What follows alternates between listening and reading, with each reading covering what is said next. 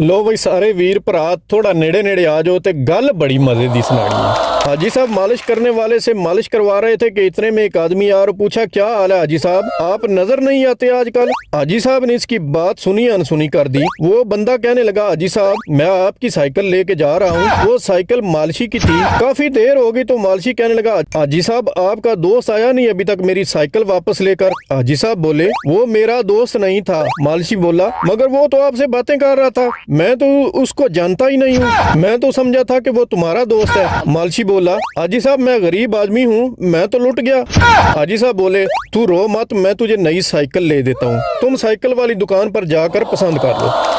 मालशी ने एक साइकिल पसंद की और चक्कर लगा के देखा, वापसी पर आकर कहने लगा, हाजी साहब ये साइकिल जरा टेढ़ी चल रही है। हाजी साहब ने कहा, जा यार ये नई साइकिल है, ये ठीक है, दिखाओ मैं चेक करके आता हूँ। हाजी साहब साइकिल पर चक्कर लगाने गए और वापस ही नहीं आए। मालशी को इस साइकिल के पैसे भी देने पड़ गए।